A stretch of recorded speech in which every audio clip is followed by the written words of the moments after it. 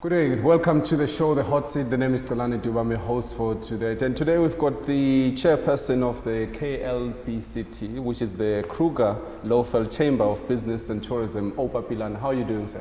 Well, thank you so much, and thank you for having me. Thank you for having time and coming through. I know you've been running around, especially on the tourism sector.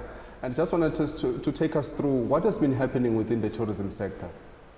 Well, we were optimistic that 2020 was going to be a very good year for us. But unfortunately, with COVID-19, it basically dissipated the sector. And as we speak right now, we literally have collapsed as the sector. And we are just about to lose millions of jobs. You know, if you look at tourism in the country, it is playing the third largest role in terms of foreign earnings. You know, the money that we need the most. And it is basically one of the biggest job creators, about 1.5 million that is supported by tourism in terms of job creation. And right now, coming back to Mpumalanga, we employ an estimated 80,000 people in the tourism sector. And already we are on the verge of losing over 30,000 jobs. You know, every tourism sector, every tourism related business currently is working on short hours and has temporarily laid off half of its staff. And it's going to get worse if there's no intervention that is done into the sector, both from private sector side and government side, mostly from government side. I hear that Kruger now is a little bit open. How does Kruger, I mean, it is an international destination, yet international people are not coming in, right? Yes. So as it's open, but still, it's not helping. Well, we really don't understand, as much as we welcome the opening, but we don't understand the logic around how government comes into deciding what sector to open and what sector not to open. Because you have opened the Kruger National Park to say people can go there.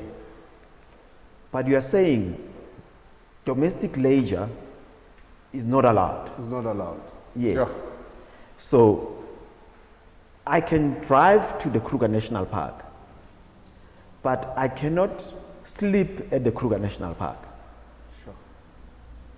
It's really killing the local ones. It's terrible. Right now, we are as I said earlier, that we are on the brink of collapse.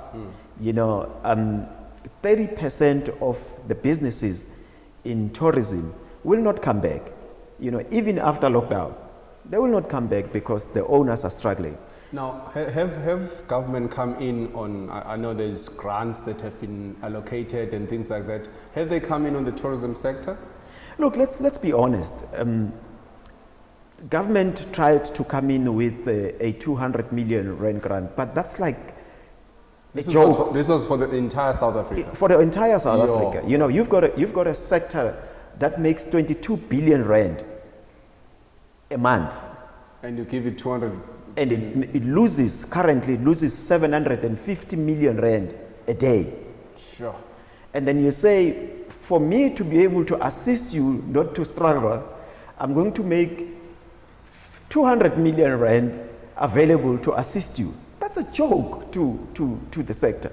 It is extremely, I don't know what, and then you then spend 10 billion rand to try and save the blood-sucking SAA, which is, don't get the logic.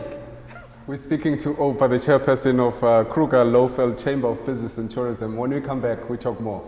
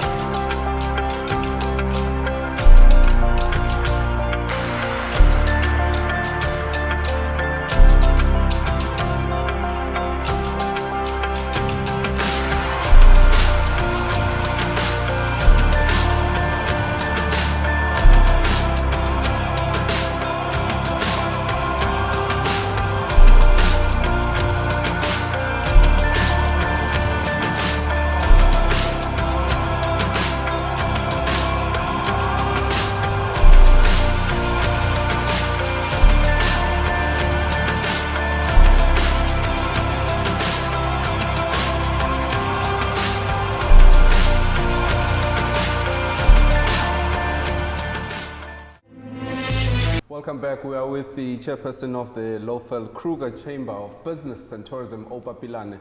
Baba, you were telling us about the logic that has happened, that government is sponsoring other sectors, which is like your SAA, which has really been taking money into the coffers of the taxes money.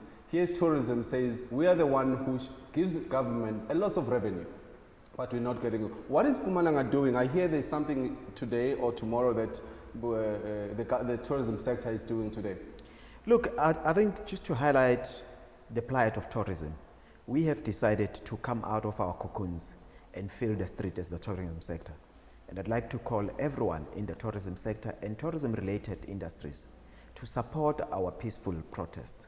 We will maintain the proper protocols of COVID-19 regulations. Right. We will wear our mask, we will maintain social distancing, we will not be lawless, and we will follow the rules of our country.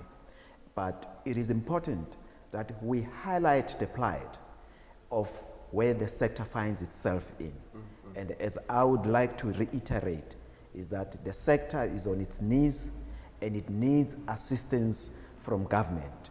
We really are not interested in being given money. All we want to do is to be able to operate. You see, we make our own money. We started these businesses because we believe in entrepreneurship in this country. So we are really not waiting for handouts. But all we are asking government to do is that open up the sector. The tourism sector is one of the most safest tourism sector, economic sector in the country. Mm-hmm. I mean, if you look at most of the attractions in Mpumalanga, they are basically outdoor. Absolutely. You are able to maintain proper social distancing.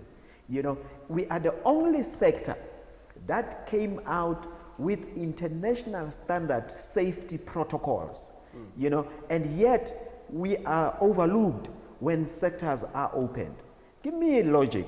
How do you fill in a taxi to 100% capacity and you are saying an open vehicle that does not have windows should not operate? And a taxi must open a window. Yeah, and then the taxi must open a window so that it mitigates the spread of the virus. You've got a safari vehicle that does not have windows, but you are saying, no, it is not safe for that vehicle to operate. You've got a people sitting in 50 plus events, funerals, and cinemas and casinos, but you are saying it is not safe for one to go and enjoy a casino or a movie and then go to a room alone to sleep. It is not safe to sleep in that room. So these are some of the things which we really would love government to be rational about the decisions that they are taking. They say it's safe.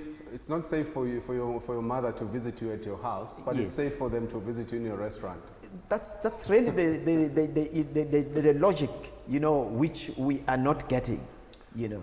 Oupa, in closing, Mr. Pilane, tell us what is the tourism doing in this regards in Mpumalanga? Well, currently, as the tourism sector, we have decided to protest. And we want to highlight the plight of tourism. So we will be organizing protests throughout the country. Right.